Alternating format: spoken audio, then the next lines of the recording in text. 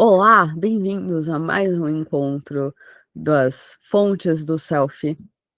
E aí, esse aqui é o novo jeito, as fontes do selfie. E esse é o nosso quarto, quinto, terceiro, décimo, e ninguém pode dizer, porque só eu posso dar o valor dos números dos encontros que a gente teve aqui. E aí, hoje eu tô meio doente, então quem vai. É o terceiro? Terceiro. É o terceiro. E aí, hoje a gente vai ler ler e conversar a partir do Capítulo 2. isso, do Antes, capítulo. antes da gente entrar no capítulo 2, vocês querem discutir, quebrar pau e tal? Tipo, do que a gente não entendeu até agora? Vocês querem? Rafael? Diana? Olha lá, se vocês quiserem, tamo aí. O que vocês quiserem, nós tamo aí. É. ahn, Controvérsias, tretas, polêmicas, o que ele falou até agora que a gente ficou boiando, não entendeu? a gente não vai começar do 2, a gente tá no 1.5. 1.5? É. 1.4, né? 1.4? O meu tava no É, 1.5. Peraí, 1.4. que era o mais longo, depois o quinto era mais. E aí no quinto já terminava. Ah, é, a gente. Ah, é no próximo que a gente vai começar o É, 2. Tá, certo. É. E aí, vocês querem. É que vocês querem, não queremos, não queremos nada. As pessoas, elas gostam do equilíbrio, e o equilíbrio é Vamos não. para o 1.4, então? É, 1.4. certo. É, isso. Tá. Eu vou começar a ler, depois a gente reveza. Até agora explorei apenas uma vertente das nossas intuições morais, embora extremamente importante. Estas são as crenças morais que se espalham em torno do sentimento de que a vida humana deve ser respeitada e que as proibições e obrigações que ela nos impõe estão entre as mais pesadas e sérias da nossa vida. Tenho argumentado que existe um sentido peculiarmente moderno do que o respeito envolve, que dá um lugar proeminente à liberdade e ao autocontrole. Dá alta prioridade a evitar o sofrimento e ver a atividade produtiva e a vida familiar como centrais para o nosso bem-estar. Mas esse espanador de intuições morais situa-se apenas em um dos eixos da nossa vida moral. Há outros para os quais as noções morais que venho discutindo também são relevantes. A moralidade, é claro, pode ser e com frequência definida tão somente em termos do respeito aos outros. Considera-se que a categoria da moral abrange precisamente nossas obrigações para com outras pessoas.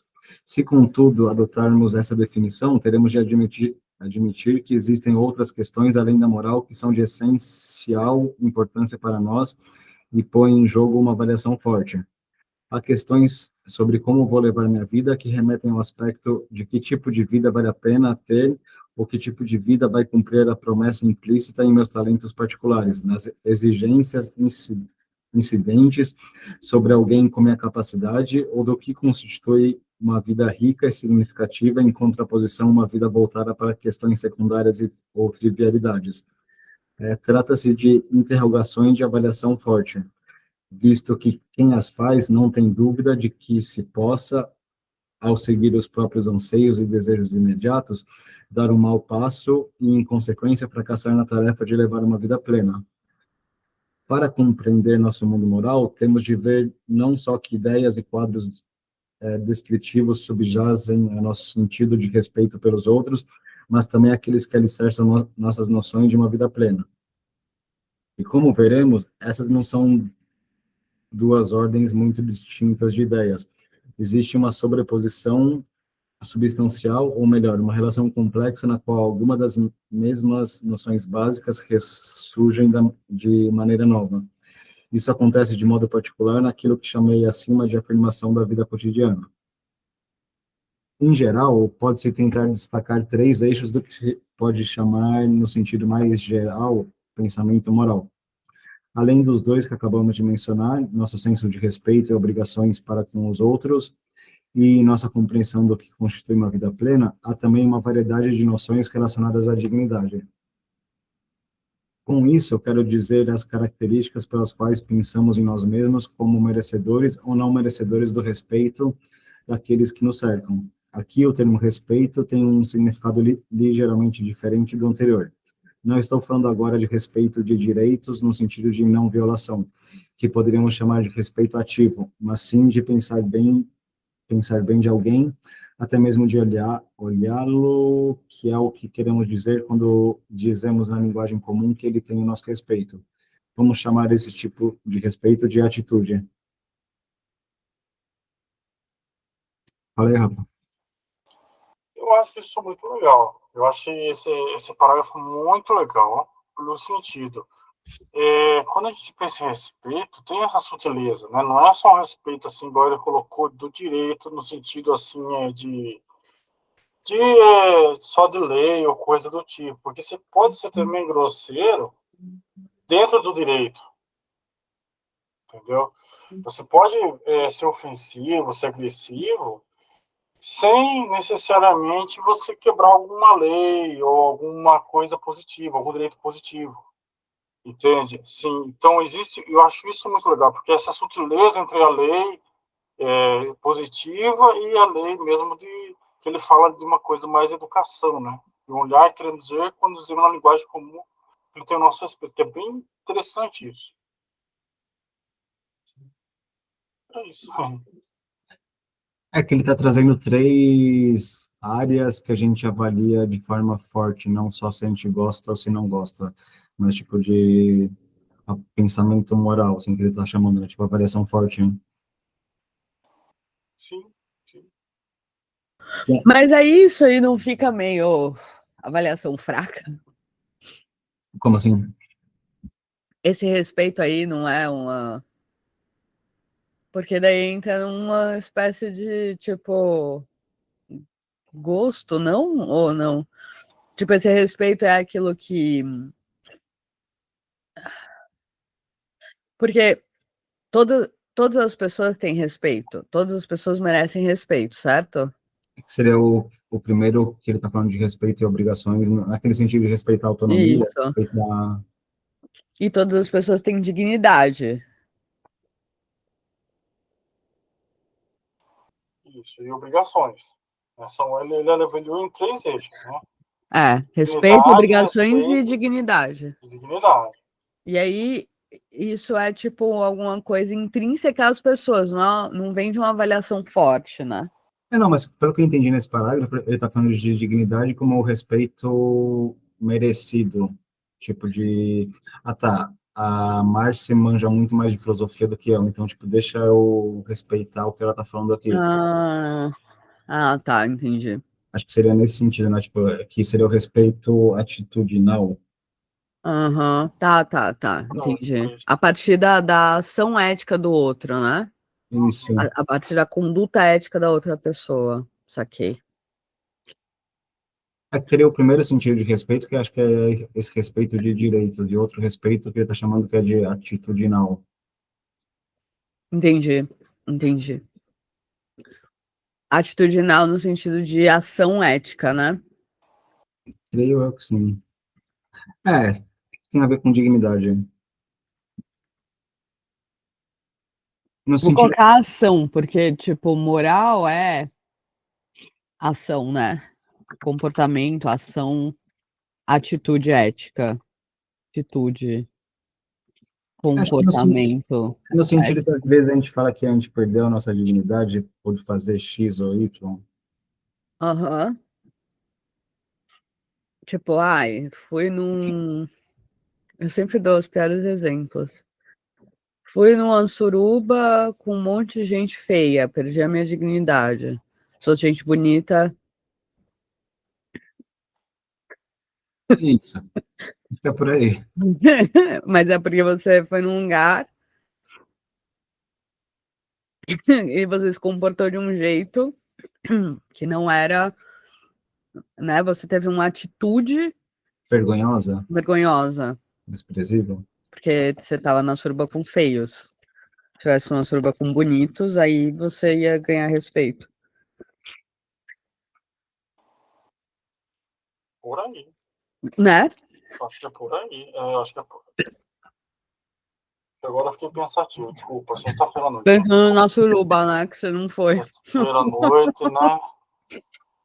Parabéns. Pior exemplo mesmo, viu? Putz, que já falou aí pra vocês. Podia, né, rolar um convite, você até topava uma suruba com feios. Olha, bicho, agora eu vou ter que refletir sobre isso, viu?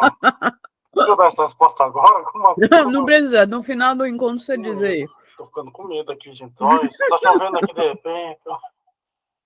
De repente você marcar a sua própria suruba, que aí é autenticidade, né? Já é organização, já tá elevando o nível, já. É. Vou abrir o meio disso. Vou abrir o meio disso.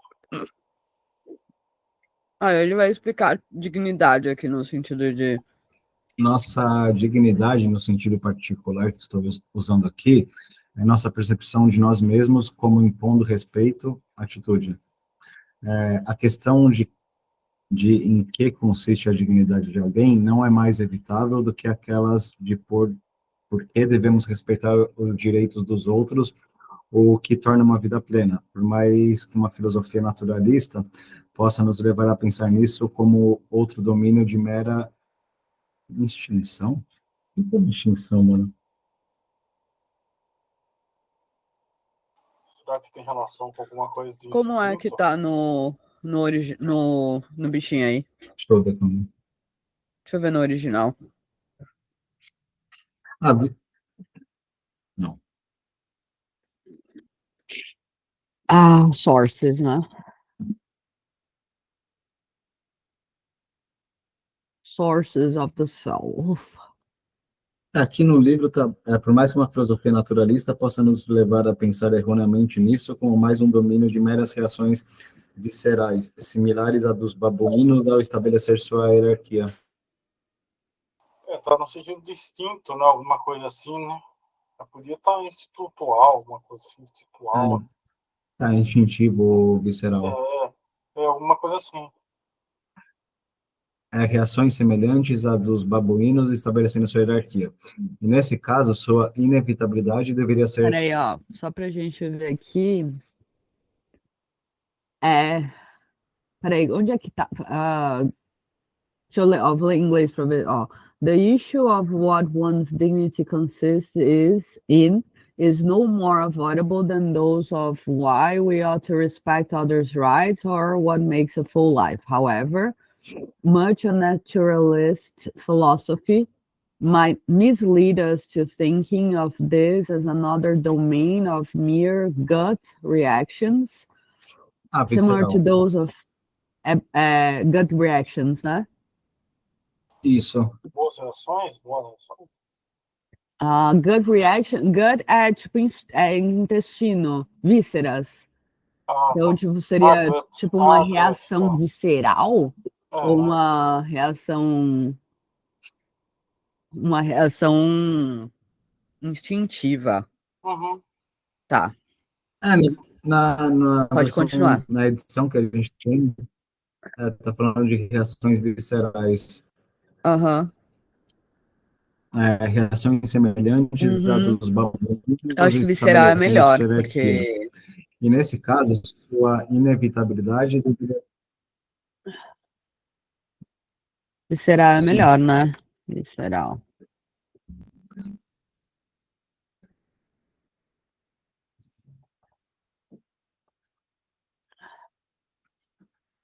Extinção, nossa, que ideia, né, meu?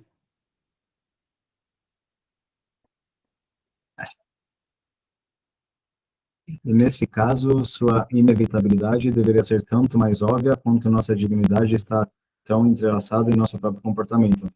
A própria maneira como andamos, nos movemos, gesticulamos, falamos, é moldada desde os primeiros momentos por nossa consciência de que aparecemos diante dos outros, que estamos no espaço público e que esse espaço é potencialmente de respeito ou desprezo, de orgulho ou vergonha.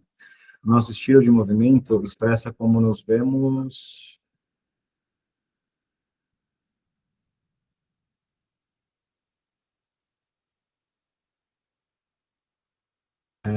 desfrutando de respeito ou não, como comandando ou deixando de fazê-lo. Algumas pessoas esvoaçam pelo espaço público como se o evitassem, outras correm como se esperassem contornar a questão de como aparecem nele pelo propósito muito sério com o qual transitam por ele, outros novamente passeiam com segurança, saboreando seus momentos dentro dela. Outros ainda se vangloriam, confiantes em como sua presença marca isso. Pense na maneira cuidadosamente vagarosa como o policial sai do seu carro depois de tê-lo parado por excesso de velocidade e na caminhada lenta e oscilante quando ele vem exigir sua licença.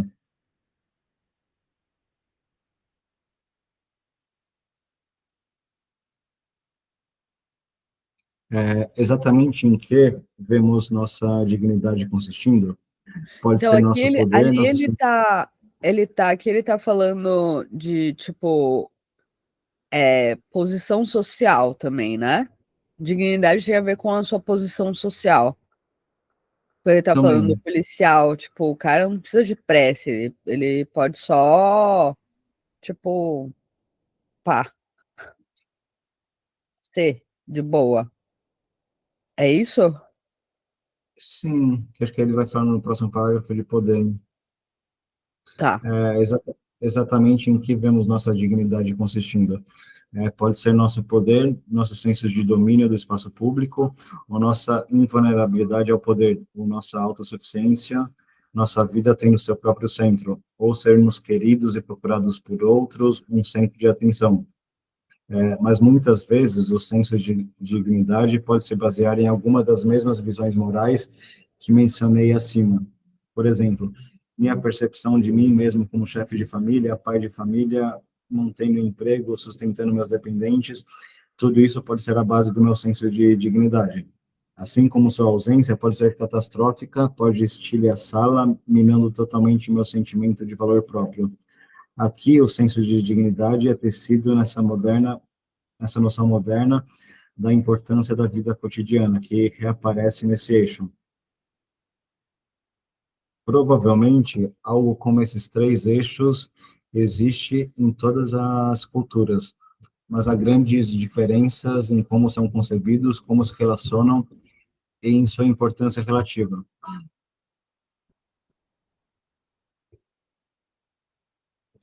Para a ética do guerreiro e da honra, que aparece ter sido dominante entre os estratos dominantes da Grécia arcaica, cujos feitos foram celebrados por Homero, esse terceiro eixo parece ter sido primordial, e parece mesmo ter incorporado o segundo eixo sem deixar vestígios. Qual que era o segundo eixo? Ah, vida plena, né? Obrigações. Obrigações, respeito e dignidade. Não, respeito, obrigações e dignidade. Isso. Respeito ao primeiro. É. O segundo não é vida plena? O que é uma vida plena? Que acho que ele está falando de matar. Dignidade na ética guerreira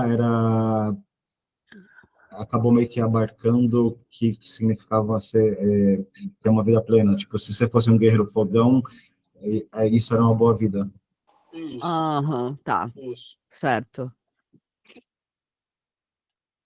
O Ágatos, não faço a menor ideia do que é o Ágatos, é o homem de dignidade e poder. E o suficiente disso sobreviveu no período clássico para que Platão descrevesse uma ética de poder e autoengrandecimento como um de seus principais alvos, em figuras como Cállicles e Trasímaco. Para nós, isso Trasímaco. é quase inconcebível, parece óbvio que o primeiro eixo tem primazia, seguido pelo segundo. Primeiro, respeito, segundo, vida plena. Tá. Tá. Relacionado a isso, provavelmente teria sido incompreensível para as pessoas daquele período arcaico que o primeiro eixo fosse concebido em termos de uma ética de princípios gerais, muito menos baseada na razão, em oposição a uma fundamentada em proibições religiosas que não toleravam discussão. Peraí, não sei se eu entendi. Tá. Algo com esses que todas as culturas. Tá. Ou seja, respeito, dignidade E qual que é a última coisa? Vida... Dignidade. Obrigação. Eu sempre esqueço da obrigação, mano. Não sei Não, por é quê. vida plena. O primeiro é respeito naquele sentido Respeito. de autonomia, de evitar sofrimento, esse cacete. O segundo, acho que é vida plena, que é uma vida boa. E o terceiro é o dignidade. Não é obrigação? Pode falar. Respeito, dignidade e obrigação, o Rafael falou. Eu acho que é isso aí. Eu só tô lá. Ó, nosso Respeito, senso de obrigação. respeito. Ah, não, é vida plena. Ah, É, não. Peraí. Respeito e obrigação constituem uma vida plena aqui, né? é, Ó, e a coisas Não, dignidade, são isso. respeito e Perdão. obrigação, acho que é a mesma coisa. E depois ele está falando em nossa compreensão do que constitui uma vida plena. Ah, E aí o tá. terceiro seria dignidade, não é? Ah, tá. Respeito e obrigação é a mesma coisa. Tá. Então, peraí. Então, Seria vamos escrever lá respeito embaixo. mais obrigação e uma vida Respeito. plena? Não, não. São Ah, três coisas: sim, respeito, vida plena e dignidade. Peraí, onde é que a gente tá? Aqui. Os três eixos. Ah, respeito, vida plena E dignidade. e dignidade. O que que é a vida plena? É a vida doméstica, né? É o modo de viver. Ser isso. trabalhador, não é isso, né? Sim.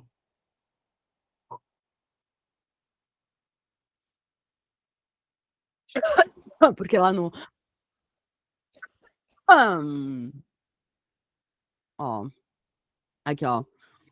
É a base da nossa política burguesa contemporânea tão preocupada com as questões de bem-estar e, ao mesmo tempo, fortalece a ideologia revolucionária mais influente do nosso século, o marxismo, com a sua apoteose do homem produtor. Esse senso de importância do cotidiano na vida humana, junto com o seu corolário sobre a importância do sofrimento, colole toda a nossa compreensão do que é verdadeiramente respeitar a vida e a integridade humana, juntos com o lugar central dado à nossa autonomia, define uma versão dessa demanda que é peculiar É que isso ele está falando da vida cotidiana, não é? Ó? isso, afirmação da vida cotidiana, né? Aí, isso é a vida plena, não é? Ou Acho não? que não. Vida É. plena, acho que Ele seria. não definiu o que, que ele. Porque a gente só leu até aqui. Sim. É que antes ele contrastou com o Aristóteles, porque o viver era a base para o viver bem. O viver bem é que eu entendo como vida plena. É que aí ele fala que na modernidade isso acabou não se invertendo, mas tipo, a vida cotidiana virou vida bem viver. Nossa, eu me perdi, total. Como é que é? Fala de novo. É É, porque eu achei que ele estivesse falando que vida, que bem viver e bem-estar fossem duas coisas diferentes. Eu tinha entendido isso na outra não, mas eu acho que é vez. isso. É porque, tipo assim, o Aristóteles, Mas aí agora ele. ele tá falando que são três coisas. E aí o bem viver é o bem. Vida plena é uma coisa nova. Não sei o que que é, entendeu? Não, é que ele mudou de seção. Então, tipo assim, na 1.4 ele tá falando, tipo, tá, onde que a gente aplica o nosso pensamento moral? Tipo, um é em relação aos outros, que aí ele tá falando de respeito e obrigações. O outro Então, é, mas ele tipo, não fala de vida plena em outro lugar. não falou mesmo. Ele vai falar mais pra frente aqui, Ó, ó. a questão em que consiste a dignidade de alguém não é mais evitável do que ela não é aos outros ou que torna uma vida plena. Por mais. Nananana. Ó, posso só aqui, eu abri aqui o e-book e procurei aqui vida, né? Vida plena. A definição que ele deu, uma vida plenamente significativa, é aquela que é auto-escolhida. Mas é bem mais pra frente na busca que eu fiz aqui. Ai, eu fui lá pra frente também. Nossa, ó, parte 3. É 471, a página 471, que tá. A vida plenamente significativa é aquela que é auto-escolhida. Eu imagino que ele está falando desse sentido, né? Deixa eu procurar de novo, vida plena. Vou voltar pra onde a gente estava.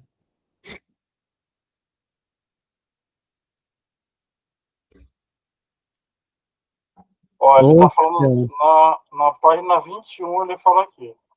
Essas são as questões de Não, mas forte aí é a avaliação. vida plenamente escolhida. Tipo, Calma ó, aí. ele começa a falar de vida plena aqui, mano. Então, na página 21. É por isso que eu me perdi, porque eu não tava prestando atenção nessa hora. Eu tava. Olha só, vamos ver se eu consigo ajudar aqui. Essas são as questões de forte avaliação. E as pessoas que fazem essas perguntas não têm dúvida de que alguém pode, seguindo seus desejos e desejos imediatos, tomar um rumo errado e, portanto, deixar de levar uma vida plena. Isso é na página 21. Então ele deve estar ligado à moralidade. Ó, que é aquela coisa que acabou do Luciano colocar sobre a moralidade, está naquele parágrafo da moralidade. A Aqui, categoria. né? Essa aqui? Isso aqui? Isso. Você vai ver aqui no finalzinho que ele fala sobre isso. Que a vida plena, pelo jeito, é uma vida que não é levada por desejos e desejos imediatos. Que tem a relação, acho que, com a avaliação forte que ele fala. Porque se você fica assim, sendo levado por tudo que você deseja agora, você perde, não sei. Talvez seja isso. Não, mas pode ser sim. Peraí, deixa eu ver como é que termo que ele usa em inglês. Só pra eu. Full life. Uma vida inteira, uma vida rica, seria full life.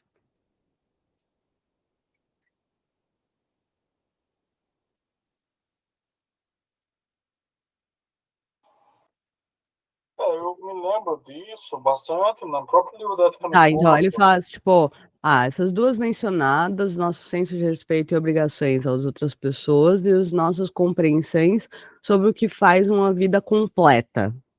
Tipo, vida plena, vida completa, que faz uma vida inteira, uma vida completa.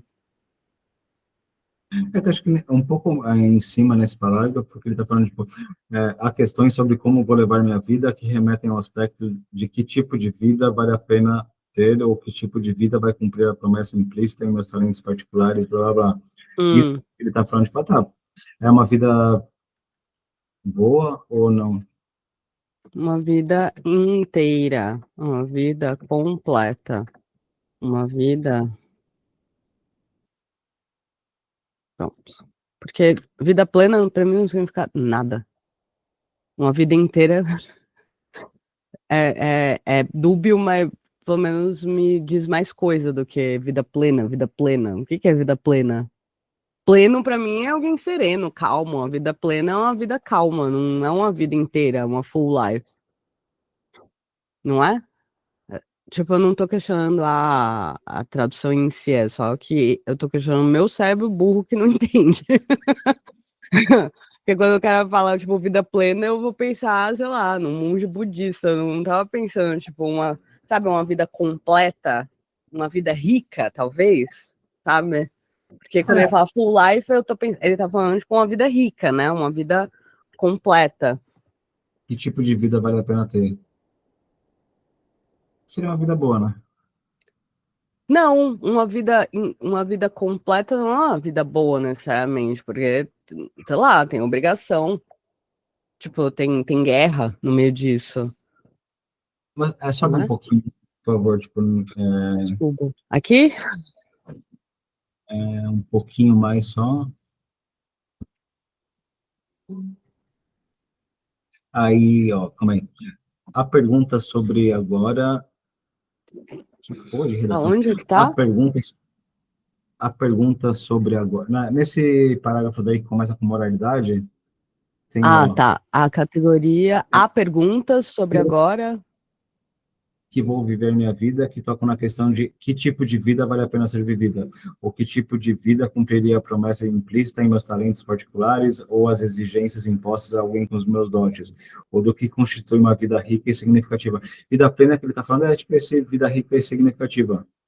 Em oposição a alguém preocupado com assuntos secundários ou trivialidades.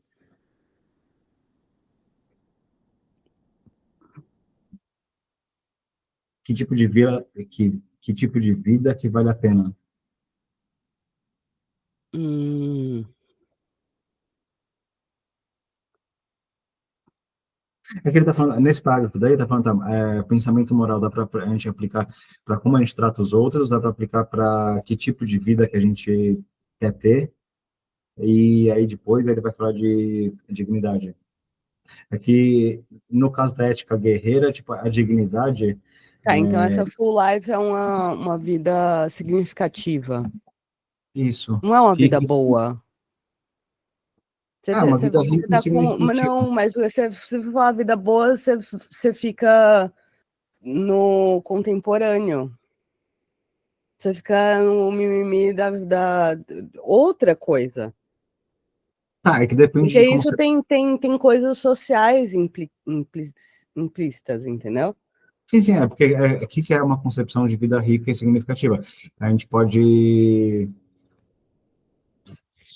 ir para uma concepção mais hedonista, que acho que você está falando, né? Tipo, tá, vida boa é uma vida cheia de prazer. Então, E- isso. Por isso que eu acho vida boa ruim, porque. Exatamente, obrigada. Porque aí entra num. Ah, vida boa é uma vida com suruba e cheia de gente feia. Entendeu? entendi. É uma vida boa. Agora, uma vida completa, uma vida rica, uma vida significativa, aí é uma vida que você lê textos de filosofia com seus amigos. Mas também é uma concepção social, sim. Agora ele vai falar que isso aí todo mundo tem. Ele vai universalizar isso, né? Porque ele acabou de falar aqui, ó.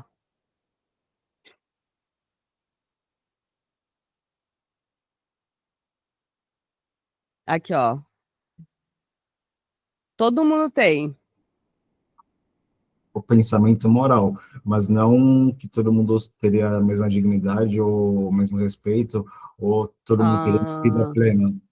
É que todo que mundo, acho todo que mundo parte desses mesmos princípios estruturais isso seria a de estrutura, tipo, que há tá. respeito, vida e dignidade.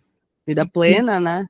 Aqui ele não Vidas. tem evidência empírica nenhuma para falar isso, mas, tipo assim, ele está falando que o pensamento moral, que seria o pensamento valorativo, que não se restringe só a gosto ou não gosto, teria esses três eixos, tipo, tá, de como que a gente trata os outros, como que a gente concebe uma vida rica ou significativa, ou plena, ou boa, e Significativa. o terceiro seria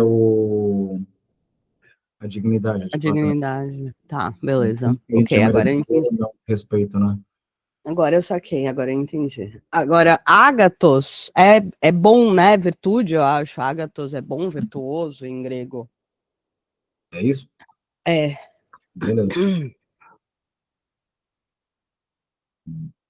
Aí. Deixa eu escrever aqui.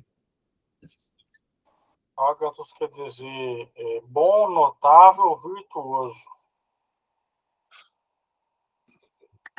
Você pegou isso No Google. no Google? Tá, É. então não tô tão cagada assim. Ainda há esperança pro meu grego.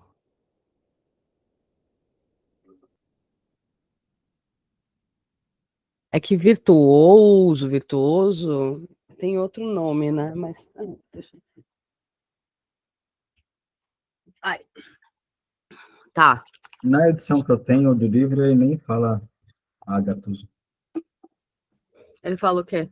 Não fala porra nenhuma. Pula esse parágrafo. Quer dizer, pula essa frase. Foda-se. Deixa eu ver aqui no original. Qual que é o começo do parágrafo? Provavelmente algo como esses três Provavelmente, tá. eixos. Hum, Ah, não, não, não, calma aí. Ah, não, ele fala assim, ágatos. Eu viajei. Estava no parágrafo anterior. Ágatos, ele fala aqui também. O homem da dignidade e poder. Eu tinha parado aí, né? Isso. Não, aí você foi pra frente, e aí que Foi isso sobrevivi pro Platão e tal. Tá. Aqui, né, para nós, isso é quase inconcebível. Primeiro eixo tem primazia. Ah, tá, porque ele tá falando, ele tá falando que a vida plena é meio deixada de lado, não, que a dignidade é deixada de lado, não é isso? Como é que ele, primeiro ele tá falando da ética do guerreiro, né? Tipo, a dignidade, essa dignidade do guerreiro não é contaminava, mas tipo, acabava sobrescrevendo a noção de vida plena que os gregos antigos tinham. Uhum, tá, Parece mesmo ter incorporado o segundo eixo sem deixar vestígios. O Ágathos é um homem de dignidade e poder, e o suficiente disso sobreviveu no período clássico para que Platão descrevesse uma ética de poder e autoengrandecimento como um de seus principais alvos, em figuras como os dois Maneaí. Para nós, isso é quase inconcebível. É, parece, continua. parece óbvio que o primeiro eixo tem primazia, o primeiro eixo é o respeito, tem primazia seguido pelo segundo. O segundo é o vida plena. Vida plena. Relacionado a isso, Ó, que legal isso. Parece óbvio que respeito vale mais do que uma vida plena, uma vida. dignidade também, né? Então, aí é o foda, né? Porque essa vida plena é qualquer coisa. Porque dignidade é uma outra coisa, não é? Que a dignidade seria o terceiro. É que ele está falando, É. tá, que o respeito seria mais primordial, e depois seria a vida plena. E o terceiro, acho que nem foda-se. Relacionado a isso, provavelmente teria sido incompreensível para as pessoas daquele período arcaico que o primeiro eixo, respeito, fosse concebido em termos de uma ética de princípios gerais muito menos baseada na razão, em oposição a uma fundamentada em proibições religiosas que não toleravam discussão. Uma das maneiras mais importantes pelas quais Peraí. Para as pessoas daquele período arcaico, que o primeiro eixo fosse concebido em termos de uma ética de princípios gerais. como é para a gente hoje. Hã? É como essa ética de princípios gerais o Ela é só respeito. baseada em respeito, ela não tem nada a ver com uma vida plena. Isso nem indignidade, né?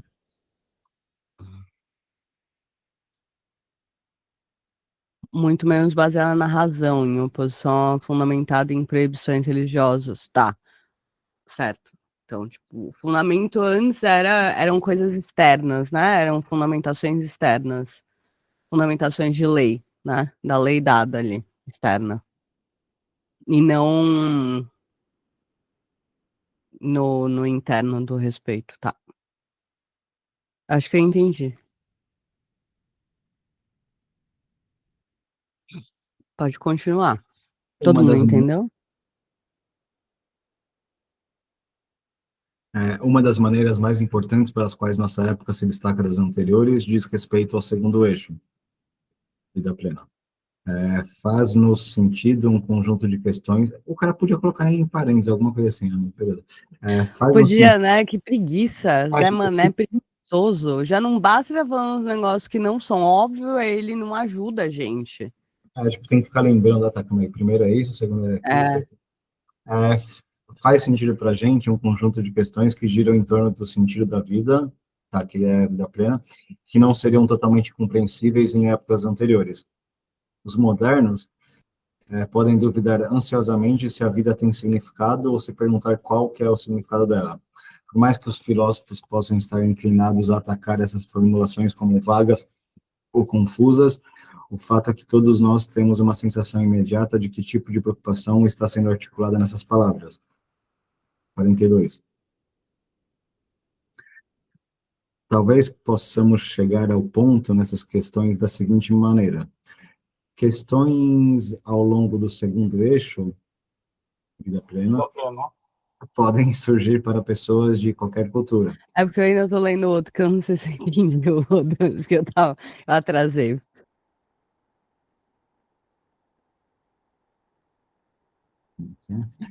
Questões ao longo da vida sobre a concepção de vida plena podem surgir para pessoas de qualquer cultura. Alguém em uma sociedade guerreira pode perguntar se sua história de feitos corajosos faz jus às promessas, à promessa de sua linhagem ou às exigências da sua posição. As pessoas em uma cultura religiosa frequentemente perguntam se a exigência da piedade convencional é suficiente para elas ou se elas não se sentem chamadas a alguma vocação mais pura e mais dedicada. Figuras desse tipo fundaram a maioria das grandes ordens religiosas da cristandade, por exemplo, mas em cada um desses casos permanece inquestionável algum quadro que ajuda a definir as exigências pelas quais eles julgam suas vidas e medem, por assim dizer, sua plenitude ou vazio. O espaço da fama na memória e na canção da tribo, ou o chamado de Deus, conforme esclarecido na revelação, ou, para dar outro exemplo, a ordem hierárquica do ser no universo. É interessante, são vários conceitos que ele está usando aí, né, para causar uma certa cisão, né? Quando ele fala do vazio, né, da questão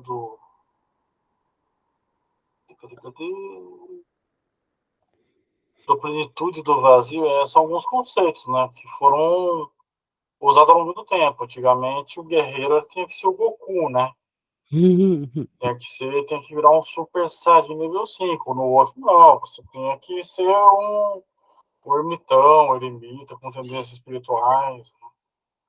Interessante, sem dúvida interessante. Curioso que o Goku é uma figura mitológica antiga, né, chinesa. Ele é do, do exemplo do que não se deve ser, de como um rei não deve ser, né? Porque o rei macaco, ele é soberbo. Uhum. Por isso que ele é condenado a ficar... Enfim, mas isso não tem nada a ver com isso aqui. Mas... Explica aí nas suas palavras, Lu, que eu não sei se eu entendi essa parte aí. Toda cultura, toda subcultura tem uma concepção do que é uma vida plena, tipo, o que é uma vida rica, significativa. Mas aí ele tá falando que, quando ele tá falando de religião, ele me perde. Ele tá dizendo que a religião tem uma imposição do que é uma vida plena, é isso? Impõe, diz o que é, e aí ninguém pensa sobre isso. É tipo a falta de autenticidade. Não, acho que ele não tá chegando aí ainda não, viu? Tipo, ele tá falando mais de... Tá, vai, ele menciona a cultura, as culturas onde tinha a ética do guerreiro, que é tipo, tá, eu tô sendo fodão o suficiente, tipo, eu tô cumprindo as exigências da minha linhagem.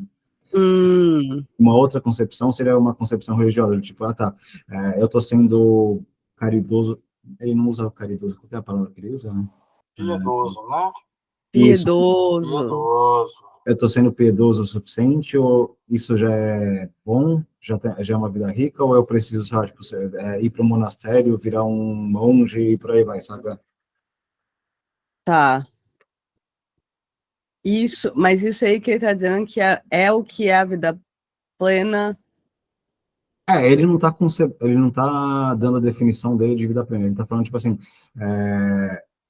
tem 3 eixos Tá, de pensamento moral. entendi. Essa vida completa aí, ela vem a partir de, tipo, em várias sociedades tem vários tipos, tá, entendi agora. Eu acho que o grande final ali que dá, né, que é o que fecha, né, a ordem hierárquica do ser universo, né? Porque tá todo mundo buscando uma ordem. Então, eu comentei lá no grupo, lembra dessa questão da busca pela ordem? Eu acho que é nesse sentido que ele está falando. Ó, todas as culturas têm o que elas estão buscando em comum, uma hierarquia do ser no universo. É nesse sentido. Então, quando ele fala do guerreiro, então ele está buscando ali um bushido, igual ali o samurai, está buscando ali as regras. O religioso, ele vai buscar as regras também ali, entendeu? Então é nesse sentido, eu acho que ele está falando. Entendi agora, saquei. Tá. Fama, memória, louvor, glória, Valhalla, Bushido, tá, entendi. É tipo a forma de viver que é a boa, né? Isso. Agora é um lugar comum sobre o mundo moderno que tornou essas estruturas problemáticas. No nível da doutrina filosófica ou teológica explícita, isso é dramaticamente evidente. Alguns enquadramentos tradicionais são desacreditados ou rebaixados ao status de predileção pessoal, como o espaço da fama. Outros deixaram de ser credíveis em qualquer coisa como sua forma original, como a noção platônica da ordem do ser. As formas da religião revelada continuam muito vivas, mas também altamente contestadas. Em uma forma, o horizonte de toda a sociedade no Ocidente moderno.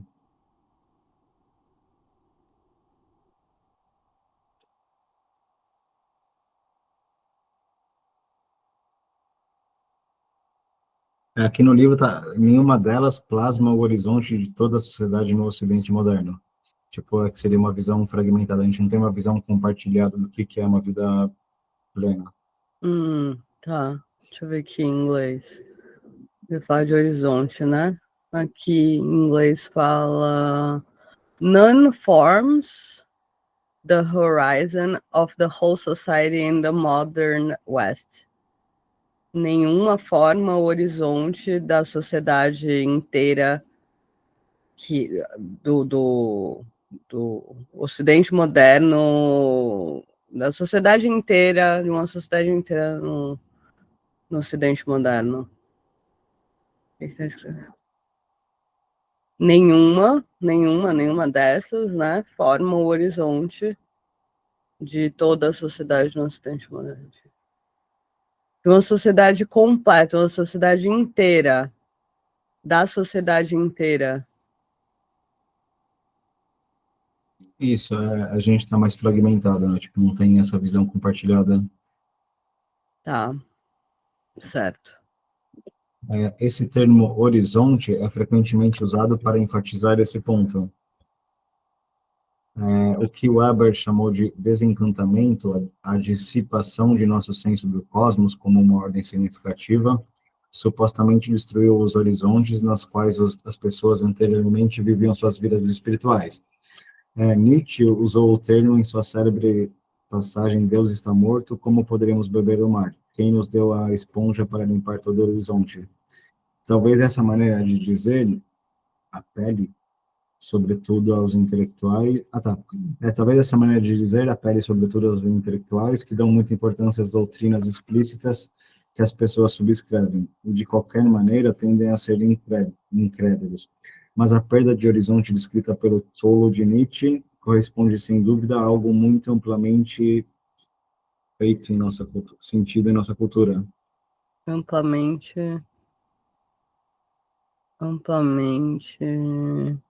Aqui está sentido em nossa Sentida. isso. Sentido. Deixa eu escrever aqui.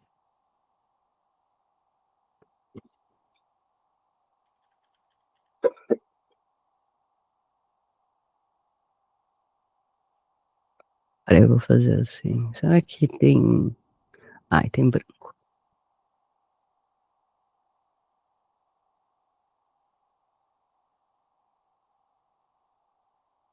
Tá, mas e aí? O que é esse negócio aí do Nietzsche? Quem é Nietzsche? O que ele tá falando que é importante? Por que importa? Quem é o Max Weber? Não é Weber não, hein? Weber. Eu vou chamar de Weber. O Weber. Weber Max fala Weber. de desencantamento, o Nietzsche falou que Deus estava morto. Tipo, acho que é Mesma ideia, né? a perda do horizonte moral, assim, né? Não, eu acho que é a perda do horizonte mágico, mas tudo bem. Sim. Esse religiosinho aí de merda vai chamar de horizonte moral. Como se moral só pudesse existir se tivesse mágica e enganação no meio, mas. O quê? Mas, tipo, o que ele tá dizendo é que. Tipo. Quando a gente tem esse desencantamento, a gente impede as pessoas de terem vidas espirituais. Acho que ele está falando mais da fragmentação. Né, que no parágrafo anterior, ele está falando que a sociedade ocidental como um todo não tem mais essa visão compartilhada. E isso acaba sendo o resultado do desencantamento ou da morte de Deus, saca? Hum. Mas por que fragmentação? Porque agora todo mundo tem visões diferentes do que seria uma vida plena. Tipo, o meu vizinho religioso diz uma coisa, tipo, eu que sou ateu digo outra coisa. Tipo, cada um acaba tendo uma visão diferente do que é uma vida plena. Falei, Rafa. Eu acho que aí, nesse caso, né, ele está falando justamente no sentido de Deus, assim, teológico, de uma referencial moral, talvez. Talvez nesse sentido, porque, assim, não sei, eu penso que seja talvez um referencial moral de outro aspecto, mais espiritual. Por isso que ele faz essa crítica do Deus está morto, essas coisas, assim. Do desencantamento, nesse sentido. Fala, fala de novo. Eu acho que ele está usando assim o desencantamento justamente nesse sentido assim de um aspecto, de um referencial que tem alguma coisa encantada, alguma coisa diferente. Não, é mágico. O desencantamento é o fim da religião. Tipo, Sim, então, antigamente se eu faço assim, você fala uma palavra e aí a gente, nossa, não pode falar essa palavra, porque essa palavra as uhum, palavras são mágicas, encantadas. Não tem mais isso, né? Não tem uhum. mais essa relação mágica com o mundo de que, se você deixar uma maçã lá fora, você pode falar, Lúcia. Boa noite. Boa noite. Boa noite. Eu achei interessante, se bem que hoje quem preserva alguma ligação com esse tipo de cultura antigo ainda tem. E aí é legal as pessoas estudarem como era o porquê do que aquela denominada região, aquela denominada crença acreditava, a história por trás daquilo. Era só uma observação. Entender da onde vem, né? Entender o fundamento das Isso, coisas. isso. Então,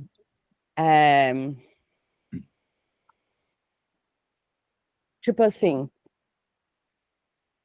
que eu entendo, você tem um catolicismo, certo? Aí você tem vários ritos, imposições morais católicas e que elas são. Só que aí é porque é que eu não sei se é fragmentado, entendeu? É questionado, não é pleno. Tipo, o que ele tá falando aqui é que não existe um consenso. Mas aí dizer que isso é fragmentado é outra coisa, entende? Mas é porque são culturas mistas. Uhum. As culturas, desde antigamente, as culturas elas se misturam uma nas outras, então não é algo bem puro. Então, tipo, é uma coxa de retalho, na verdade. Tá, mas você vai dizer que a Europa em 1300 era uma coxa de retalhos? Tipo, que ela não Eles, tinha um horizonte moral? mesmo que tinha o norte deles, a base, a base, a base sim, mas eles constituíram da forma deles, entendeu? Sim, mas é exatamente isso. Esse horizonte que ele tá chamando, ele tá falando esse lugar pelo qual você consegue observar, ou que você, eu acho que ela falou uma palavra melhor, porque é norte, a gente chamaria de norte, né? O norte. Porque o horizonte não, a gente não fala assim em português. é o norte, aquilo que orienta as pessoas, mas aí a gente não tem porque a gente parou de acreditar em Deus. Porque a gente já parou de ter o mágico como, como orientação, né? Isso. Muito bom. Vamos continuar. Foi isso que tentei descrever com a frase acima, que os frameworks hoje são problemáticos. Esse termo vago, é que em português está configurações, tá? É, Oi? Ih, acho que aconteceu alguma coisa. Peraí, que a sua internet tá esse termo meio. vago aponta Deu um para problema aí. uma disjunção.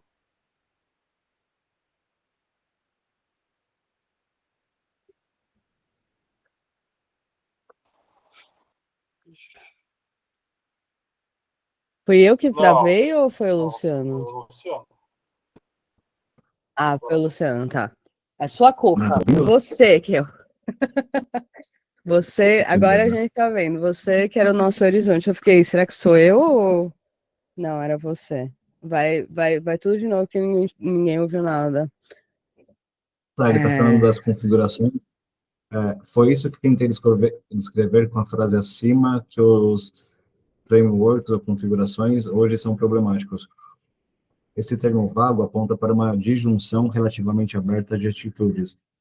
O que é comum a todos eles é a sensação de que nenhuma estrutura compartilhada por todos pode ser tomada como certa, como a estrutura Totia Curtier pode se rebaixar-se ao status fenomenológico de fato inquestionável. Essa compreensão básica se reflete de maneira diferente nas posturas que as pessoas assumem. Bom, para alguns pode significar manter uma visão definida tradicionalmente, definida com o senso autoconsciente de se posicionar. Como é que eu perdi agora? Tá. Se posicionar contra a maior parte dos seus compatriotas.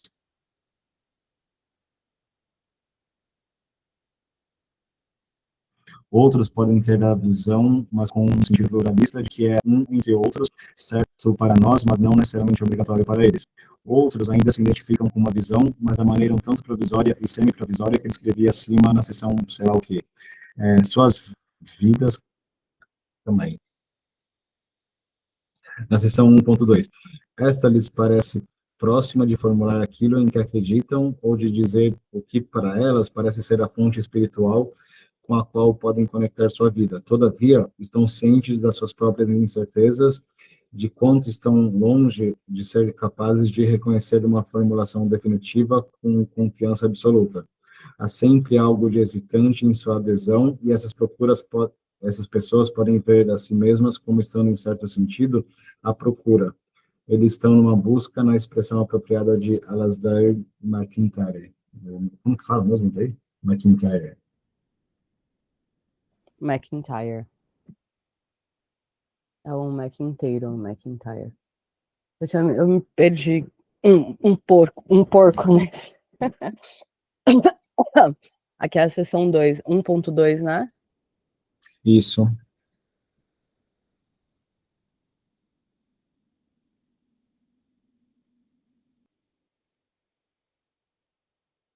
Tá. Pluralismo, relativismo, certo? Tá, certo. Tá.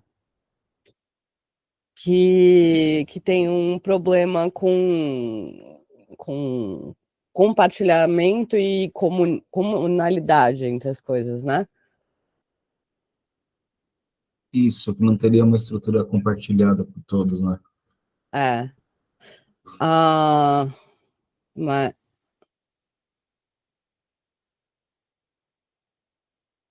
essa compreensão base. Tá, entendi. Então, é tipo. ah,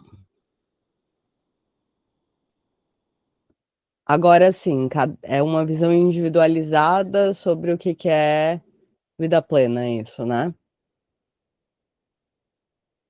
Isso. Tá. Não tem alguma coisa obrigatória a todos, que é comum a todos. Acho que o que você sublinhou aí é que tipo, tudo seria questionável, né? Uhum. Tudo é questionável. Tá. Continuando.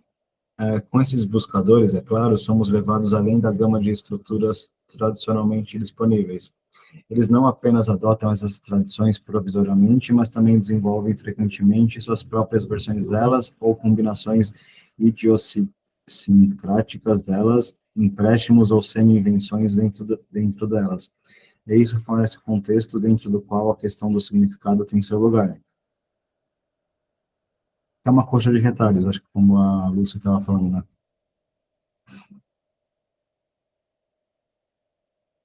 Na medida em que É se... tipo, a gente adiciona qualquer coisa e aí você mesmo meio que decide o que você quer ter como religiosidade, ou como vida plena, ou como visão de mundo, né? Acho que seria por aí. Tá. Isso aqui é interessante, né? Na verdade, tipo, Eu lembro bastante até, de até Nova como Era. crítica, isso, New Age, né? Ah, Benjamin, ele vai fazer uma crítica sobre isso também no Narrador, eu acho, ou no Experiência e Pobreza, sobre a religião ser alguma coisa que cabe a você, assim, que a religião ela passa a ser também meio capitalista, porque daí é a sua própria religião, a sua visão moral sobre as coisas, que não faz parte de nenhum senso comunal, não é dividido por ninguém, tipo, é a minha visão. Até assim, a Bela ela tem uma visão religiosa, assim, não, porque a minha visão de religião é essa, porque como eu entendo a religião é isso, não é uma coisa que você precisa compartilhar com as outras pessoas, né? O que eu acho sobre isso. Não precisa nem ser New Age, nova era, né? Que você chama. que New Age, Nova Era, tipo, eles falam, do Deus interior, pegam um monte de concepção de religião tradicional, mas, tipo, acaba internalizando. Individualizando, eu acho, não é internalizando, porque a internalização é a consequência da individualização, né, não? Sim, acho que sim. Porque eu não acho que, tipo, o objetivo seja internalizar e, por consequência, as pessoas ficam individualistas. A gente individualizou e descomunalizou, portanto, a gente ficou internalizado. Porque se você não tem um externo para validar o interno, você precisa, para validar o que você precisa começar a chamar aquilo que é interno de, aquilo que é externo de interno, né? Acho que é por aí. Eu raciocínio assim. Na medida em que se vê a descoberta de uma estrutura crível como objeto de uma busca, nessa medida torna-se inteligível que a busca possa falhar. Isso pode acontecer por inadequação pessoal, mas o fracasso também pode vir de não haver uma estrutura crível em última análise. Por que falar disso em termos de perda de sentido? Em parte porque uma estrutura é aquilo em virtude da qual damos sentido à nossa vida espiritualmente. Não ter uma estrutura é cair em uma vida espiritualmente sem sentido. A busca é, portanto, sempre uma busca de sentido. Isso foi profundo. Sim, foi bem profundo.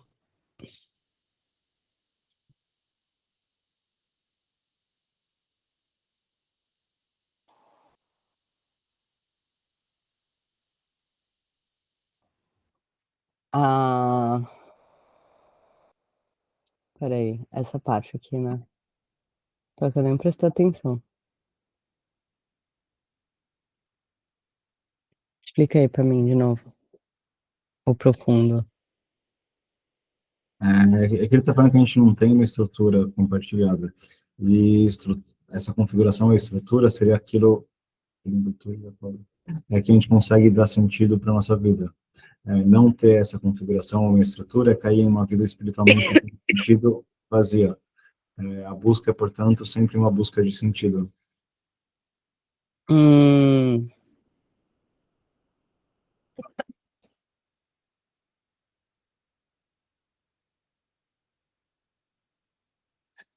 Mas a invocação do sentido também vem de nossa consciência do quanto a busca envolve articulação.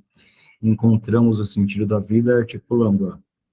E os modernos tornaram-se agudamente conscientes de quanto sentido estar lá para nós depende de nossos próprios poderes de expressão. Descobrir aqui depende, está entrelaçado com inventar. Mas, cara, ele está dizendo, então, que essa busca de sentido da vida espiritual, ou de busca do sentido da vida, é que religioso sempre vai tratar isso como espiritual e não busca de sentido. Você não necessariamente precisa ser espiritual, né? Pode ser moral. Ele está dizendo que essa é uma busca interna que precisa de uma estrutura externa. É isso? Ele está falando que a gente busca se expressando ou inventando, já que não tem um sentido externo também, né? O que eu estou revendo aqui, os meus slides aqui da aula, é assim, que ele fala assim, da ausência de um marco referencial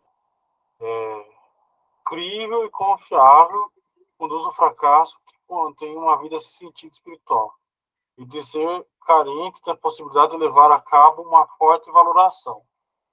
Então, talvez seja nesse sentido, de um referencial crível, né, e confiável. Talvez seja nesse sentido que eu esteja falando. Você fica de você ter uma buscando. De você ter uma figura religiosa, ou você ter uma estrutura religiosa que te dê veemência em relação a isso? Eu acho que é igual exatamente quando ele fala, por exemplo, dos guerreiros. Quando ele fala dos guerreiros na sociedade, as pessoas estão buscando uma referência do guerreiro. Eu quero ser igual sei lá, Ulisses, quero ser igual não sei quem. Então você tem uma referencial, talvez nesse sentido. Tá bom, vai.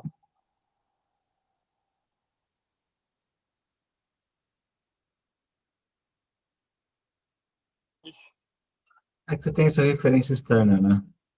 Você tem uma referência externa, mas assim, você sempre vai ter uma referência talvez incrível e uma referência assim,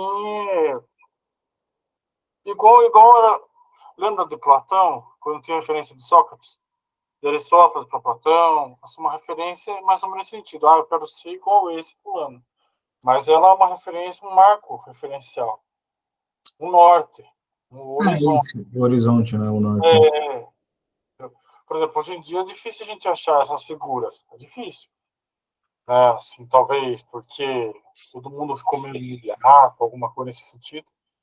Mas eu acho que é nesse sentido que ele está falando. Cadê? Antes, por exemplo, assim, ele está falando do interior, né? Lembra que ele está falando do interior? O interior. Aí o netinho via o pai e o avô como referência para ser. Entendeu? Então era uma coisa nesse sentido. Não sei, tô só. Não, acho que faz sentido. É que aí ele está falando que a gente moderno tipo, teria que inventar esse sentido, cada um, por não ter mais referências ou esse horizonte, o norte, teria a obrigação de cada um individualmente criar o sentido da vida, né?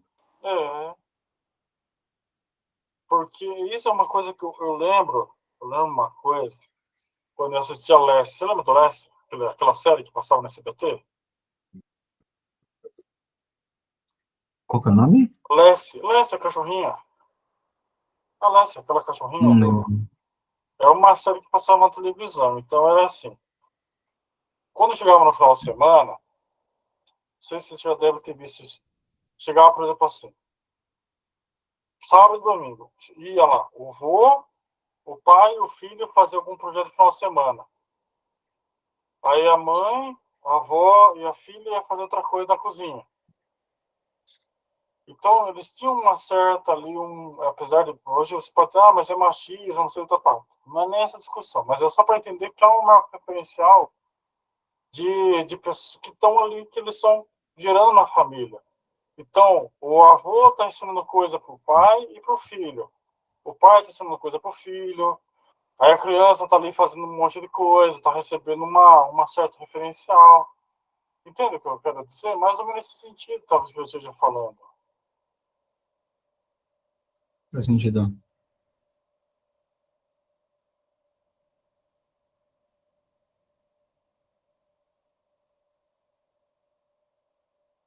Pô, vou aproveitar e vou no banheiro rapidão também.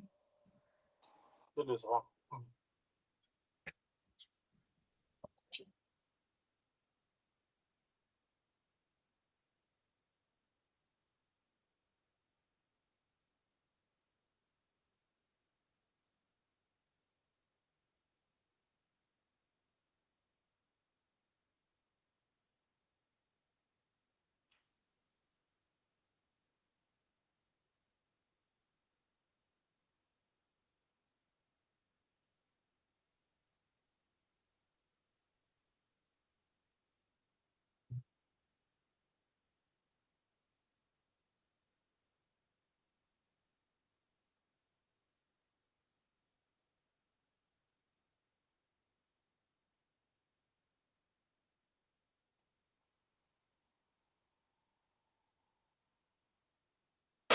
Voltei. As crianças passaram aqui. Ah, beleza. Ah, botou o chapéuzinho, que chique. Eu roubei da Maria Fernanda, meu cachorro. Vem aqui pra você mostrar pras pessoas que você fica linda, vestida de bruxinha. Vem cá. Ó. Olha que bonitinha. Olha. Ai, não. Assim, tem que se comportar. Como é que chama? Doce ou travessura? Aí ela latiu para um menino que tava fantasiado com a máscara, ela não gostou. Ficou assustada. A gente não gostou, né, Mafê? Deixa eu continuar. O Luciano foi pegar um café? Foi no banheiro. Ah, foi no banheiro. Não, não. Será que é mais criança?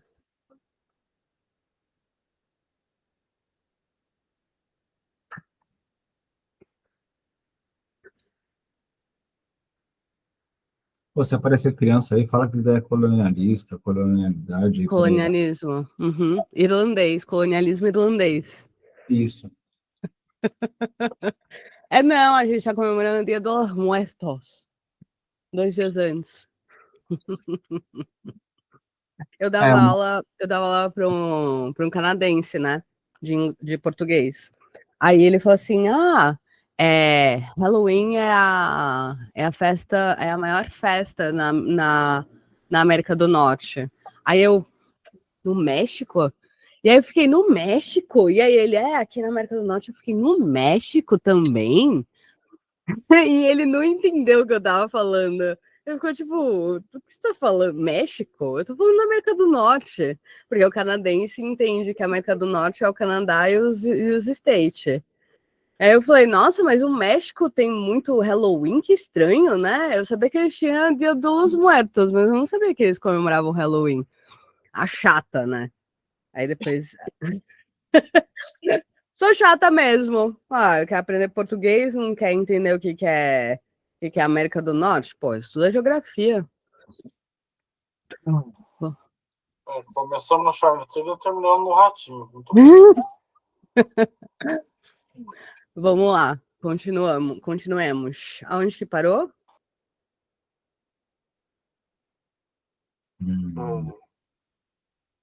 O problema do sentido da vida está aqui? Aqui? Podemos. Acho que não é no parágrafo anterior? No parágrafo anterior. Ah, tá. Mas a invocação do sentido também vem de nossa consciência de quanto a busca envolve a articulação. Encontramos o sentido da vida articulando-a. E os modernos tornaram-se agudamente conscientes de quanto sentido estar lá para nós depende de nossos próprios poderes de expressão. Descobrir aqui depende, está entrelaçado com inventar. Encontrar um sentido para a vida depende de enquadrar expressões significativas que sejam adequadas. Há, portanto, algo particularmente apropriado à nossa condição na polissemia da palavra sentido. As vidas podem tê-lo ou não quando tem ou não um ponto. Embora também se aplique à linguagem e outras formas de expressão. Cada vez mais, nós modernos alcançamos o significado no primeiro sentido, quando fazemos, criando no segundo sentido.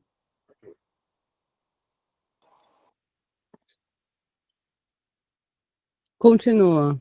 O problema do sentido da vida está, portanto, em nossa agenda, por mais que possamos zombar dessa frase, seja sob a forma de uma ameaça de perda de sentido, seja porque dar sentido à nossa vida é objeto de uma busca. E aqueles cuja agenda espiritual é definida principalmente dessa maneira estão em uma situação existencial fundamentalmente diferente daquela que dominou a maioria das culturas anteriores e ainda define a vida de outras pessoas hoje. Essa alternativa é uma situação em que uma estrutura incontestável faz exigências imperiosas que devemos ser incapazes de atender. Enfrentamos a perspectiva de condenação ou exílio irrecuperável, de sermos marcados para sempre em desgraça, ou de sermos enviados para a condenação irrevogavelmente, ou de sermos relegados a uma ordem inferior por incontáveis vidas futuras. A pressão é potencialmente imensa e inevitável, e podemos ceder sobre ela. A forma do perigo aqui é totalmente diferente daquela que ameaça o buscador moderno, que é algo próximo do oposto. O mundo perde totalmente seu contorno espiritual, nada vale a pena fazer, o medo é de um vazio aterrador, uma espécie de vertigem, ou mesmo uma fratura do nosso mundo e espaço corporal. Essa é tipo uma descrição meio internalizada psicológica do desencantamento, né? Do desencantamento do mundo, não é? Niilismo, né? É, do niilismo também, verdade. Ou da melancolia freudiana. Não sei. Não cheguei nessa. Freud tem um texto chamado Melancolia e Luto. É, Se quiserem, depois eu mando lá no grupo, é de 1919. luto e melancolia. Mas aí, ó, o mundo perde o seu contorno espiritual. Ele tá dizendo que por causa do desencantamento a gente ficou niilista, né? Ele está repetindo Nietzsche, basicamente, né? Aham. Mas o Nietzsche vai dizer que é por causa da morte de Deus? Cara, Que o niilismo niilismo seria a se consequência dá? É, É que eu não manjo nada de Nietzsche. Deus está morto, então, tipo, nada vale a pena. Mas aí o objetivo não é todo ao contrário disso? Não, sim, é que ele está Tipo, diagnosticando. a potência do Wilders. Que isso daí seria o diagnóstico da modernidade dele. Ele está falando, tipo, niilismo acaba sendo consequência. Da morte divina, e a solução é a potência. É a busca pela potência, não fugir do sofrimento, né? Isso.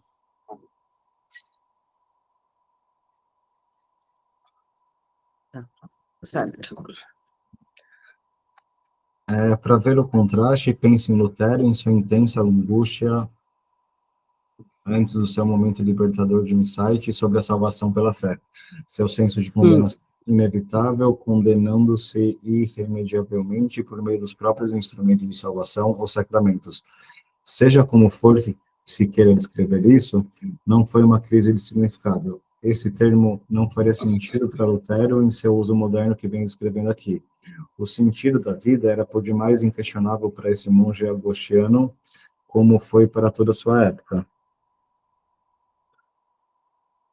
A situação existencial em que se teme a condenação é bem diferente daquela em que se teme, acima de tudo, a falta de sentido.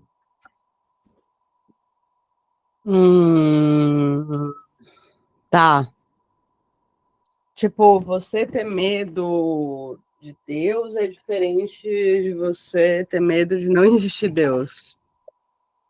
Tipo, vai ter medo de ir para o inferno, é bem diferente. Bem diferente de você ter medo de morrer e tudo acabar. Para que eu tô vivo, né? Uhum, tá. Pra que eu tô vivo? Tá, isso é bem mais legal do que o que eu falei. É isso mesmo, é isso que eu ia falar. São coisas bem diferentes. É. E você pode olhar assim na sua vida e falar, puxa, eu não fiz nada da minha vida. Uhum. Nesse sentido. E o outro é, vou pro inferno. É, Lascou-se. tipo, ai, fiz suruba demais. Porra, É, vou pro inferno. É, são duas realmente muito distintas, né? inconsciente. É, É, tá. E aí, a falta de sentido é aquilo que define o nosso momento, né? sim. O domínio desse último talvez defina a nossa época. Mas mesmo assim, o primeiro ainda existe para muitos e o contraste pode nos ajudar a entender diferentes posturas morais em nossa sociedade. O contraste entre a maioria moral dos evangélicos, nascido de novo no Oeste, e sul-americanos contemporâneos, por um lado, e seus compatriotas urbanos de classe média no É leste. isso aí que a gente tinha falado, né? Tipo,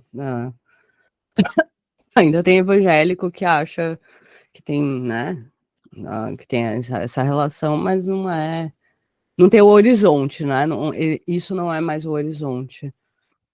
Agora, tá. Aqui é legal.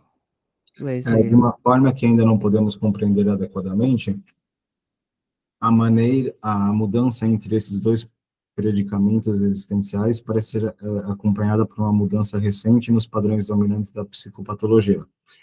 Frequentemente tem sido observado por psicanalistas que o período em que histéricos e pacientes com fobias e fixações formavam a maior parte da sua clientela, começando com seu período clássico com Freud, recentemente deu lugar a um tempo em que as principais queixas giram em torno da perda do ego, ou uma sensação de vazio, achatamento, futilidade, falta de propósito ou perda da autoestima.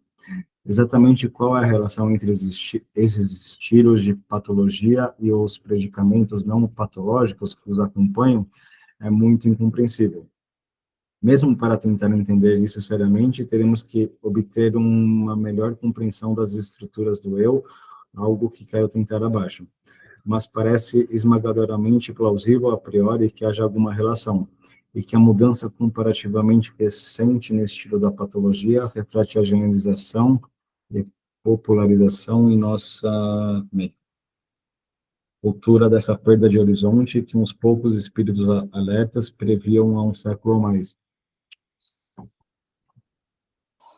O Sabe, Weber é a sabe, visão.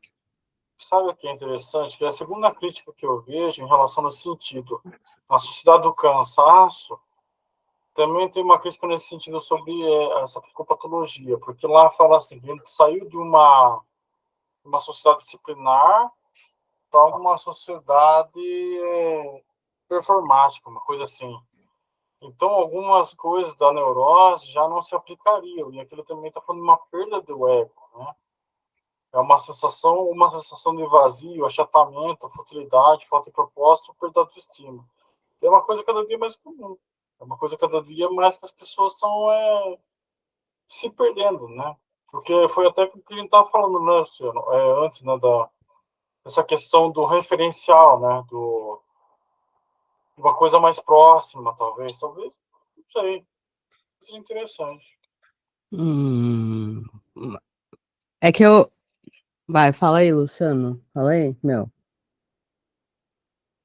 Aqui no Byung-Chul Han, acho que ele vai fazer essa ponte também, tipo, a sociedade disciplinar era mais superego, assim, tipo, uma coisa mais obsessiva, mais fixada, que nem ele está falando aqui, o Taylor, e sociedade do desempenho seria mais ideal do ego neoliberal e tal, tipo, você se esgota, né? Você não tem mais uma referência externa, mais ou menos, né?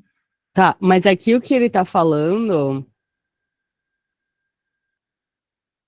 O que ele tá falando aqui é que a, o início da psicopatologia, o início do que é a psicanálise, porque aparentemente não existe psicologia, só existe psicanálise. E psicopatologia, que vem muito antes da psicanálise, né? Tipo, sei lá, o. Bom, enfim. que isso é que a histeria, por exemplo, histeria e fobia, né? Tipo, Homem dos Ratos e Anaô, é alguma coisa que vem em torno da perda do ego. Não, isso seria o É isso? contrário. Tipo, não, na época do Freud era tipo, você tinha o Homem dos Ratos, a Ana O e tal, e aí mudou, perdendo a referência, acho que teria essa perda do ego também. Ele tá falando de dois momentos históricos diferentes. Nossa, pera, que eu não tô conseguindo ler isso. É que ele tá falando a mudança por esses dois predicamentos existenciais parece acompanhada por uma mudança Mas as recente dos padrões. principais queixas giram em torno da perda do ego. Isso não é histeria? Não, isso seria mais atualmente.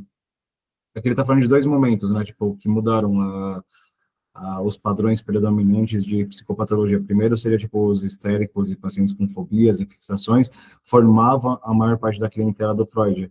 E aí, recentemente, deu lugar a um tempo em que as principais queixas giram em torno da perda de ego, ou uma sensação de vazio, achatamento, futilidade e tal. Mudou, tipo, a Mas, queixa, saca? mas é que eu não tô conseguindo compreender qual que é a diferença entre uma histérica e uma pessoa com a perda do ego.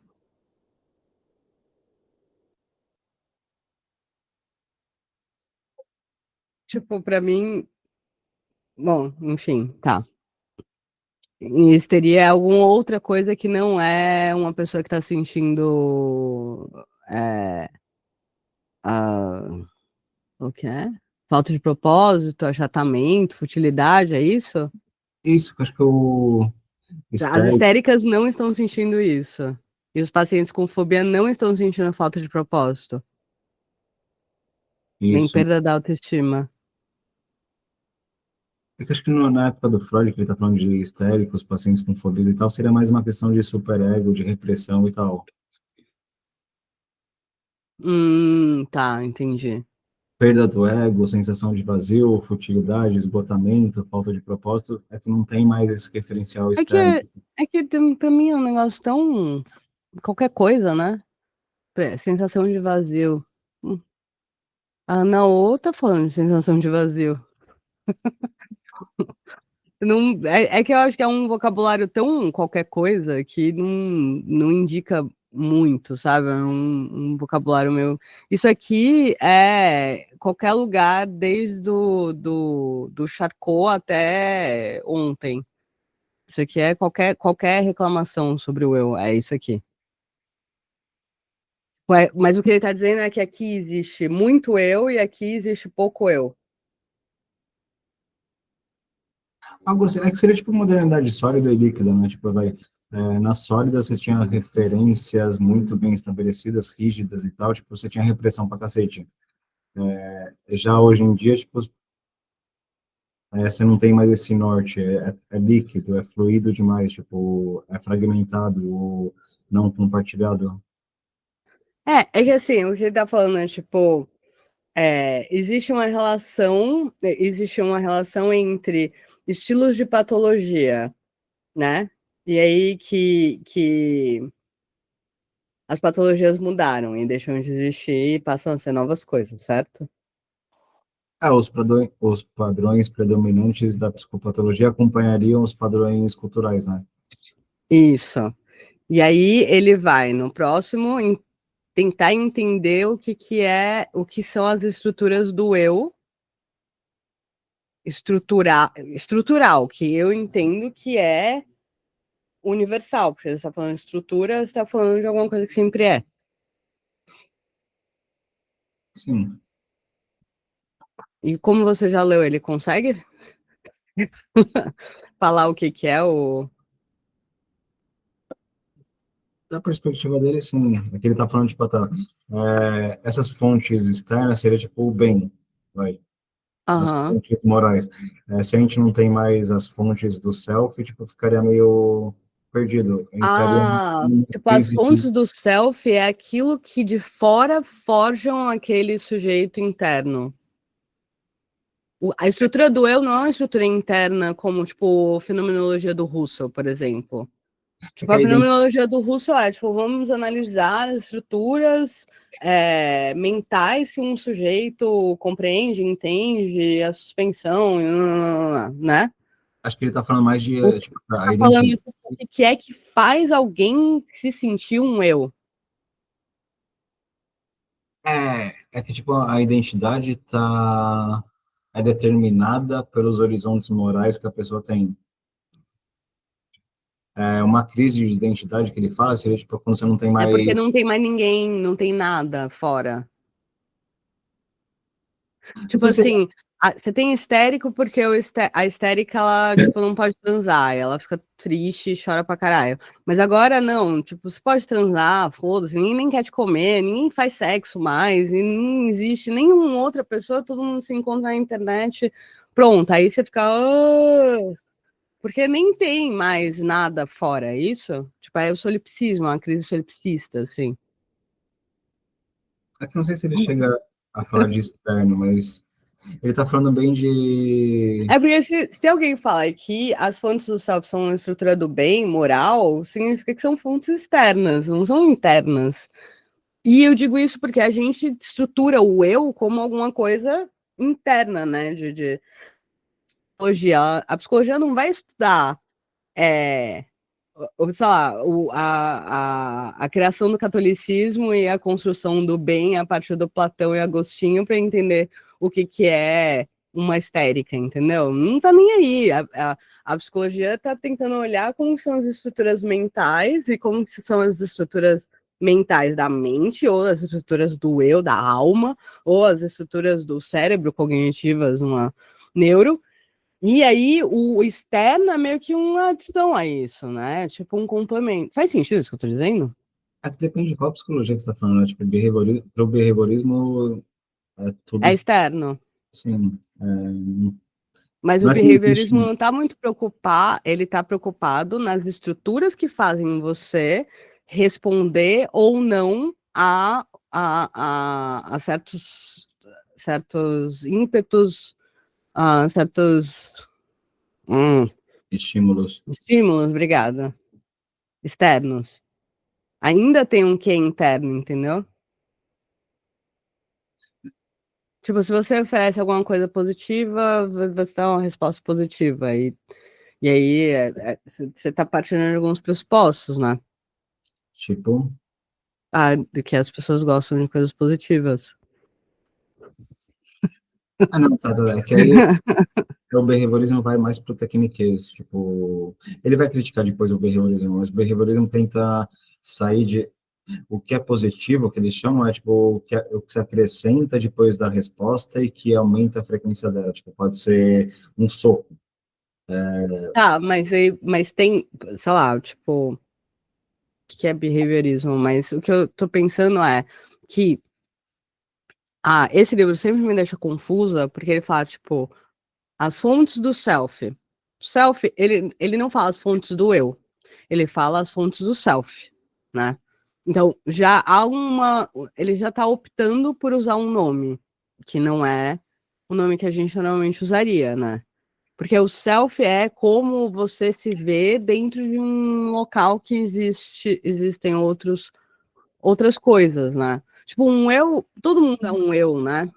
Um self é aquilo que você entende como identidade, como você, né? Sim. E aí, tipo, tipo, eu não sei ainda, então, se ele vai pegar e falar o que é a estrutura do eu, ele vai dizer aquilo que estrutura um sujeito, certo? O Freud vai falar, vou usar o Freud como exemplo. O Freud vai falar que a estrutura do eu, né? Não do ego, a estrutura do eu é inconsciente, consciente, e dentro desse. E também, eu não sei, dependendo da fase, id, supereu e o ego. E que há uma disputa entre essas duas coisas. Então ele tá fazendo toda uma estrutura do que é o eu. Entende o que eu tô dizendo? Tipo, tem aqui o eu. Aí tem aqui o super eu. E aqui tem o id. Aí eu te explico o que é isso, o que é isso, o que é isso, e aí blá, blá. O Nietzsche, o Nietzsche não. Ele tá falando de mim, o Nietzsche. O Jung. o Jung vai falar, olha, existe a pessoa, o self é formado por extroversão ou introversão, sobre isso, sobre aquilo. Você tem a ânima, você tem o ânimos, você tem isso, e você tem a sombra e o projeto, não sei o quê. E aí tudo isso são estruturas que formam um eu. E aí tudo isso é destituído de mundo, entendeu? Tem mundo nesse rolê. Tem tipo um treco ali com estruturas dentro e interno. Faz sentido isso que eu tô. Só tá entendendo o que eu tô dizendo. Pra mim é esquisito quando o Taylor chega e fala assim, então, as estruturas do eu é bem. Tipo, hã? Mas o eu você não vai nem dar uma explicação assim tipo, não tem um ego, um id aí, pá, entendeu? Não que eu acho que é uma boa explicação, acho uma explicação merda, mas. É que ele não cria essa historinha, não. Tipo, É, de partes da mente ou algo assim, sabe? isso, tipo, essa explicação dessas estruturas que estão, para mil aspas, internalizadas. Ele tá pensando em coisas, né? Aqui ele vai falar de a identidade sendo determinada pelo horizonte moral e o horizonte moral sendo determinada pela comunidade. Então, não é tão internalista assim a concepção dele, saca? É bem externalista nesse sentido, porque é a concepção externa do que é bem, do que é esse self, como ele é formado, da onde vem essa autenticidade, etc., que é sempre, que é comunitária, né? Sim. Seria social, dialógica e por aí vai. Aqui não sei se É, ele vai entrar aí no 1.5 ou se é no 2. veremos. Eu não deixei o Rafael falar, pode falar, Rafa. Eu entrei aqui no. Me empolguei. Não, viu, não liga, eu fico feliz, de verdade. Eu sou incentivador da galera, falem mesmo. Eu acho que é por aí mesmo, porque assim, a psicopatologia, ela muda ao longo do tempo também. Né? Eu acho que é isso que você não falou ali no começo. Era antes aquela coisa histeria e fobia, e hoje já se trata outras coisas dentro de uma clínica, entende? Então há uma cisão também relacionada à cultura, essas questões de libertação, essa questão do entendimento, que isso vai refletir dentro da clínica. Então é isso, eu acho que essa é a única coisa para falar sobre isso. Quando a gente vai ter esse 1.5 aqui, que é bem curtinho, a gente podia. É mais curto ou não? Não tá parecendo curto aqui, não. Mas não esqueça que não é porque é curto que não é Ah, denso. é. Beleza. Eu pensei em alguém apresentar, sabe? Podia ser você, Rafael, para apresentar pra gente. A gente pode deixar aberto aqui e fazer uma apresentação para a gente, tipo, se for mais rápido do que não, a gente vai pro 2. Se não, a gente passa ao próximo encontro nele. O que você acha? Eu acho legal a gente ler inteiro, porque tá muito legal esse texto, tá muito legal o Tá, texto. beleza. Então tá. Então vamos Aí, continuar desse jeito. é, Beleza. Então tá bom. Então nos vemos na semana que vem, hein? Semana que vem. Beleza? aí Porque daí a sim, gente vai pular uma a outra. tá Formal. Então bom. tá. Tchau. Tchau, tchau. Melhoras, viu, Valeu, Márcio? obrigada. Até mais. Tchau. Tchau. Um abraço. Valeu.